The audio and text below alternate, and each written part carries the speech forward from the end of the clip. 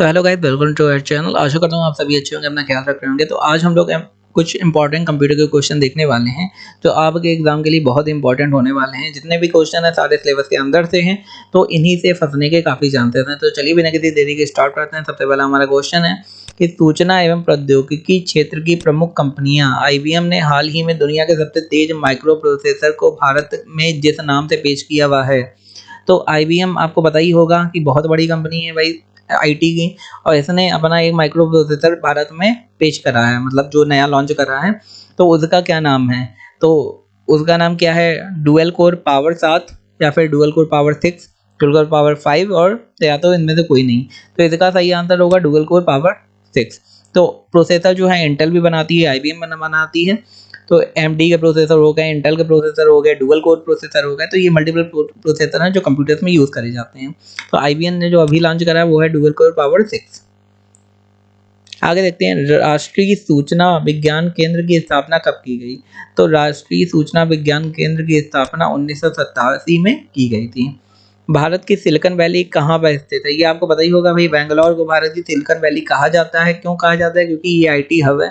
यहाँ पे most of the IT companies हैं भारत की, इसलिए इसे सिलिकॉन वैली कहा जाता है। सिलिकॉन वैली अमेरिका में है, वहाँ पे सबसे ज़्यादा IT कंपनियाँ हैं, तो उसी का रेप्लिका बैंगलोर में है। VSNL से क्या तात्पर्य है?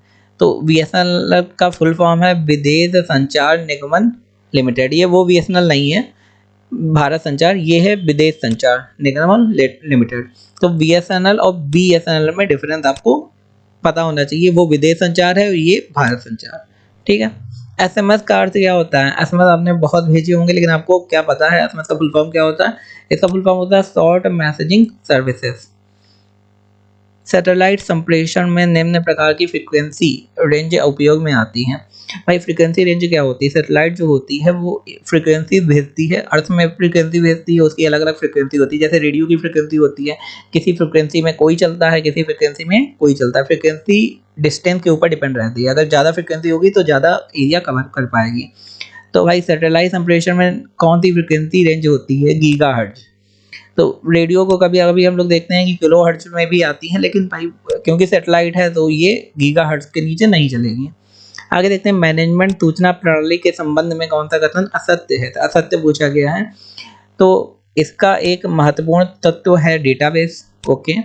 और यह सूचना प्रोसेसिंग कार्यों का एक सेट है। तो ये दोनों तो बिल्कुल सही है कि भैया डेटाबेस होता है और एक सेट होता है प्रोसेसिंग कार्यों का। ए भी दोनों, ये भी ठीक हुआ। ये इसमें से कोई नहीं, ये हमारा गलत हो जाएगा क्योंकि सारे इसमें सही हैं। किसी संगठन के विभिन्न स्तरों पर निर्भर करने वाली प्रमुख सूचना प्रणाली है। तो ट्रांजैक्शन प्रोसेसिंग प्रणाली, प्रबंधन सूचना तंत्र एवं डिसीजन सपोर्ट है, या फिर ट्रांजैक्शन एवं मैनेजमेंट प्रणाली, या फिर डिसीजन एवं मैनेजमेंट प्रणाली, या फिर उपयोग में से सभी।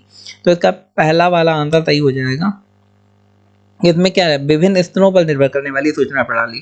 तो भाई ट्रांजैक्शन प्रोसेसिंग प्रणाली हो गई, प्रबंधन आपका कैसा है वहाँ के, सूचना तंत्र कैसा है वहाँ का, और डिसीजन सपोर्ट प्रणाली, कैसा डिसीजन लिया जा रहा है टाइम आने पे।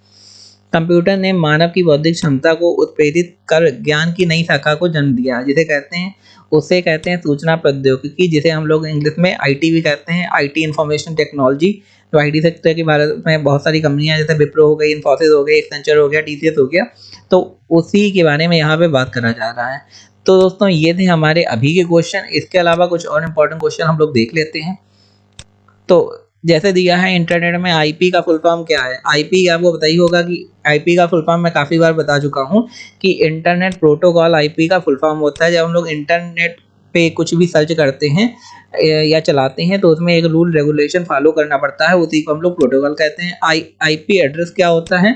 IP एड्रेस होता है जिस साइट को आपको खोलना है उसमें उसके साथ ही एक एड्रेस दिया रहता है, जिसे IP एड्रेस कहते हैं। उसके थ्रू आप उस वेबसाइट में जा सकते हैं। आगे देखते हैं, MS एक्सेल सॉफ्टवेयर के सेल में एक फॉर्मूला लिखने हेतु चिन्ह का प्रयोग किया जाता है। ये मैंने आपको बताया है, अगर एक सेल है उसमें इक्वल का चिन्ह हम लोग प्रयोग करेंगे तभी हम लोग फॉर्मूला लिख पाएंगे। विदाउट इक्वल का प्रयोग करें फॉर्मूला नहीं एग्जीक्यूट कर सकते। वेबसाइट निर्माण हेतु फ्री ओपन सोर्स सॉफ्टवेयर कौन सा है? तो PHP जो है वो फ्री ओपन सोर्स सॉफ्टवेयर है। बाकी फ्री ओपन सोर्स नहीं। फ्री ओपन सोर्स माने क्या होता है? जो फ्री सबके लिए अवेलेबल है। तो आप PHP एक बैकएंड लैंग्वेज है जिसका यूज करके आप वेबसाइट बना सकते हैं, बस आपको सीखना पड़ेगा। एक पीओएस मशीन हेतु निम्नलिखित में से क्या सही है? पीओएस मशीन कैसी होती है? मुद्रा रहित, कैशलेस रहता है, या फिर पॉइंट ऑफ सेल होता है, उपयुक्त डिजिटल पेमेंट होता है, उपयुक्त सभी। तो पीओएस मशीन का वो काम ही होता है भाई डिजिटल पेमेंट करना, तो इसमें सारे हमारे सही हो जाएंगे। दोस्तों आगे भी क्वेश्चन है जो हम लोग देखेंगे।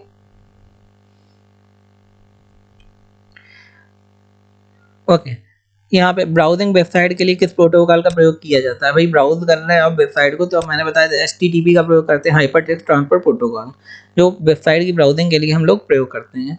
निम्नलिखित में से कौन सा सॉफ्टवेयर एक free open source operating system है? ये आपको पता होना चाहिए कि U12 जो है एक हल्का है और फ्री ऑपरेटिंग सिस्टम है, लेकिन विंडोज़ आजकल सबसे ज़्यादा यूज़ होता है, यूनिक्स भी यूज़ होता है जहाँ जहाँ ज़रूरत होती है, लेकिन फ्री ओपन सोर्स मतलब सबके लिए फ्री, आपको कोई चार्ज नहीं देना, तो वो है U12। या एक एंटीवायरस सॉफ्टवेयर नहीं है, तो आपको बताया था कि जो पाइथन है वो एक लैंग्वेज है, ना कि एक antivirus software. Cyber ride virus क्या है? तो कौन सा वायरस है साइबर राइड? तो विंडोज वायरस है, उसका नाम है साइबर राइड वायरस। अब वायरसेस के नाम होते हैं अपने अलग अलग, तो ये आपको पता होना चाहिए। जैसे मैंने फ्रोजन हॉर्स एक वायरस का नाम था बताया था।